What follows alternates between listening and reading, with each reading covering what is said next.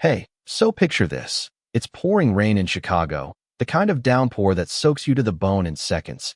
And there's this girl, Ellie, maybe 23, standing in the middle of a grimy subway station, looking like the world's just kicked her in the teeth. Her denim jacket's clinging to her shoulders, her dark hair's plastered to her face, dripping onto the cracked tiles, and she's clutching this beat-up canvas bag like it's her lifeline. You can tell she's been crying. Her eyes are puffy, red, like she's been through something heavy, something that's left her raw. 3 sentences in, and you're already wondering, right? What's her deal? Why is she standing there, staring at this old, out-of-tune piano tucked in the corner of the station, its keys all yellowed and chipped, like it's been forgotten by everyone except the rats? Ellie's not just some random kid caught in the rain. She's carrying a fight inside her, a big one. See, she comes from money, like serious money, the kind of family that owns half the city's skyline, the Warrens. Her parents, they've got plans for her fancy law school, corner office, the whole deal. But Ellie? She's been dreaming of music since she was 6, sneaking piano lessons when her mom thought she was at debate club. Earlier that day, she'd had it out with her brother, Nate, over the phone. His voice was sharp, cutting through the static. You're throwing away everything Dad built, Ellie. You're gonna regret this. Click. And just like that, she's out here, alone, the rain hammering down, her family's expectations heavier than the storm. She walks away from their world, their rules, and ends up here, in this damp, noisy subway, staring at that piano like it's the only thing that still makes sense. So, she sits down on this warped bench, her jeans sticking to her legs, and the station's alive with chaos, people rushing, shoes squeaking, voices bouncing off the walls. Nobody notices her at first, just another shadow to dodge. Her fingers hover over the keys, shaky, like she's afraid they'll bite. She hasn't played in months, not since her parents called music a cute little phase and told her to grow up. But her hands move anyway, muscle memory taking over, and the first notes come out soft, hesitant, like a whisper in the storm. It's Beethoven, Moonlight Sonata, slow and haunting, cutting through the noise like a blade. For a second, it's just her and the piano, the rain fading, the hurt spilling out through her fingers. But then the crowd starts to notice, and not in a good way. A couple of college kids, all hoodies and attitude, stop nearby. One of them, this lanky guy with a beanie, nudges his buddy, smirking. Yo, check this out. Sad girl thinks she's in a movie or something. His friend, snapping a pic on his phone, laughs. This is going viral for all the wrong reasons, man. Look at her, all dramatic in that ripped jacket. Ellie's fingers pause, just for a heartbeat, the notes stumbling, but she keeps going. The beanie guy's voice gets louder, tossing insults like he's trying to win a prize. Get a job, lady, he shouts, grinning like he's untouchable. A few people glance over, smirking, their eyes raking over Ellie like she's a sideshow act. The air feels tighter, like it's closing in, but she keeps her head down, her hands steady, playing like her life depends on it. Then this guy in a slick blazer, maybe 27, hair gelled like he's auditioning for Wall Street, stops and laughs, loud enough to cut through the crowd. What do you even know about piano, huh? You look like you crawled out of a dumpster. His buddy, flashing a Rolex, snorts, pulling out his phone to record. This is pathetic, bro, homeless vibes, but make it extra. Ellie's shoulders tense, her fingers pressing harder, the notes getting sharper. A woman in a sleek leather coat, dripping with attitude, pushes through, her heels clicking like she's on a mission. She snaps a photo, muttering, street performer wannabe, so desperate. A couple of teenagers nearby giggle, mimicking her sneer. Who even does this anymore? Playing a piano in a subway? Cringe. Ellie's jaw tightens, a small twitch at the corner of her mouth, but she doesn't look up. The laughter spreads, sharp and mean, drowning out the rain. An older woman, gray hair in a tight bun, stands off to the side, her umbrella dripping onto her sensible shoes. She's a retired music teacher, spent years teaching kids who barely listened, and she tilts her head, catching the precision in Ellie's playing. She steps closer, lips parting, but before she can say anything, a guy in a polo shirt, all fake cheer, cuts in. Hey, sweetheart, save it for America's Got Talent, yeah? The crowd laughs, the sound like nails on a chalkboard. Ellie's breath hitches, but her hands don't waver. The music keeps going, fighting to be heard, but the crowd's cruelty is louder, like a wall she can't break through. Then something shifts. The notes get clearer, fiercer, like the storm's answering back. Ellie switches to Rachmaninoff, prelude in C-sharp minor, wild and alive, the kind of music that grabs you by the throat. The crowd quiets, stunned. A little girl, maybe 7, tugs at her mom's sleeve. "Mom, she plays so pretty," she says, her voice cutting through the noise. The mom, frazzled in a raincoat, looks at Ellie, then back at her kid, saying nothing. The music weaves through the chatter, pulling people in despite themselves. The blazer guy lowers his phone, not recording anymore. The woman in the leather coat stares, her camera forgotten. The hall's different now, charged, like something real's happening. A janitor, maybe 60, his face lined from years of hard work, stops mopping at the far end of the station. The music hits him deep, reminds him of his daughter, who used to play before she moved away. He steps closer, his boots heavy, but a woman in a bright pink raincoat cuts through, her voice nasal and loud. "Oh, please, she's just fishing for tips." She tosses a crumpled dollar onto the piano, the bill landing on the keys with a thud. The crowd snickers, but Ellie's eyes flick to the dollar, then back to the keys, her face unreadable. The janitor's jaw tightens, but he stays quiet.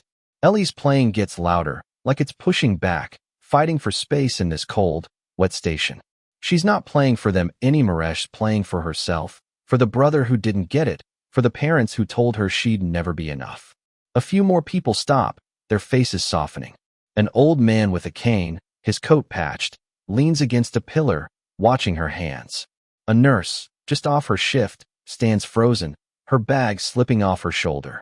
The subway's not just a subway, Anna Marie, it's a stage, and Ellie's the only one on it. But the mockery doesn't stop completely. A group of frat boys push through, one of them, all buzz cut and leather jacket, laughs.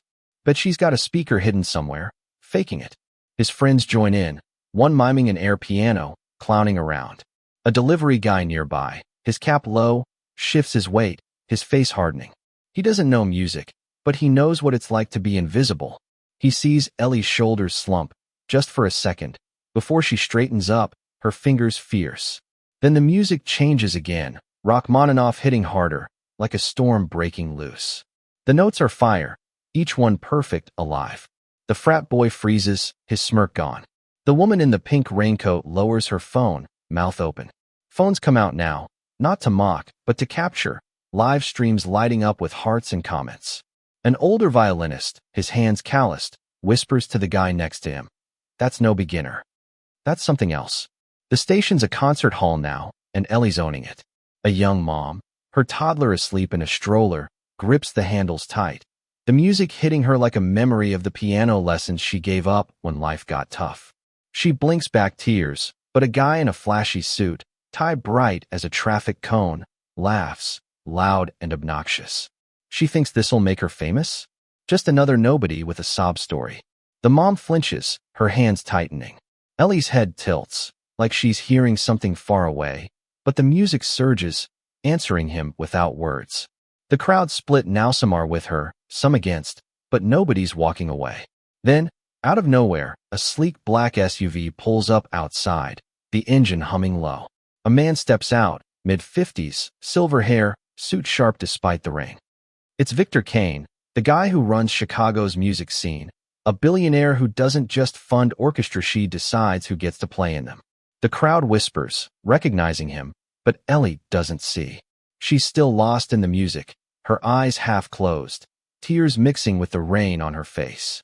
Kane steps into the station, his presence heavy, calm, like he owns the air. He stops a few feet from the piano, just listening. A station worker, her apron stained from coffee spills, pauses by a trash can, her eyes flicking between Kane and Ellie. She's seen plenty in this station, but this is new. Before anything can happen, a guy in a fedora, voice slick as oil, pipes up. "Oh, come on, this is staged." She's just a sob story, and he's probably her manager. The worker's hands clench her apron, but the crowd murmurs, some nodding, others smirking. Ellie's grip tightens on her bag, her knuckles white, but she doesn't look up. Kane stands there, letting the last notes fade. Then he speaks, his voice low, clear, cutting through the noise. "Kid, You just played Rachmaninoff like you were born for it. The crowd gasps, a few stepping back like they've been caught stealing. The blazer guy's phone slips, his face red. The woman in the leather coat looks away, cheeks burning. Ellie lifts her head, meeting Kane's eyes for the first time, and gives a small, tired nod. The whispers change, laced with doubt now, not mockery.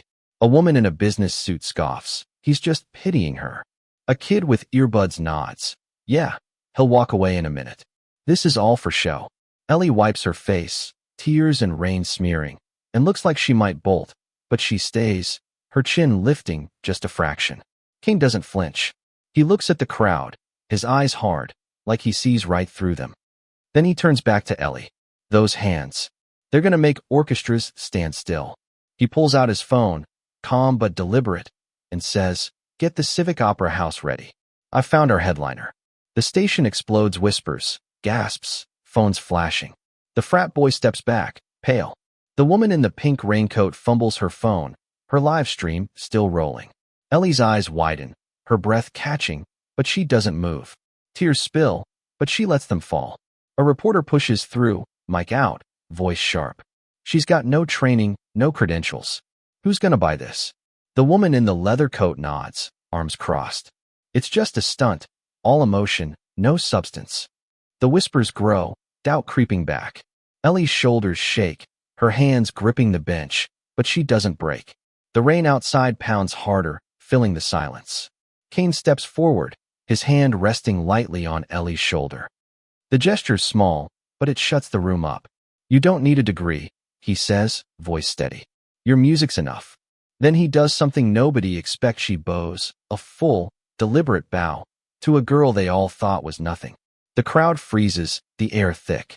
The blazer guy looks away, the woman in the leather coat clutches her purse, lips tight. Then, slowly, one person claps, then another, until the whole station's roaring, the sound louder than the rain. The next day, the stories everywhere. Rain-soaked girl stunned subway, picked by Billionaire for Opera House. The blazer guy, some hotshot intern named Tyler, loses his gig when his mocking video goes viral, his smug face plastered across the internet. The woman in the leather coat, a wannabe influencer named Claire, watches her follower count tank after her snarky post backfires. The frat boy, Jake, tries to post a guitar cover online, but the comments tear him apart for his subway stunt. Ellie doesn't see any of it. She's in a quiet hotel room Kane's team set up, staring at a faded photo of her and Nate, laughing in a park years ago. Her hands are still, but they carry the weight of what she played. When she walks into Kane's office the next morning, the staff stand, no one daring to say her last name. Ellie Warren, daughter of the Warren dynasty. She doesn't flaunt it. She doesn't need to. The way she carries herself, the way she sits without a word, says it all. Sometimes life doesn't give you a second shot. It's just one moment, one choice, and you've got to stand in it. Ellie did, and the world saw her, not her name, just her. So what do you think? Was Ellie just lucky, or did she earn that moment? Have you ever been counted out? Judged before you could show what you're made of? Drop a comment. Tell me your story. Where are you watching from? Hit that like button, share this with someone who needs to hear it, and maybe subscribe if you're all about those moments that change everything. Let's keep walking through these stories together.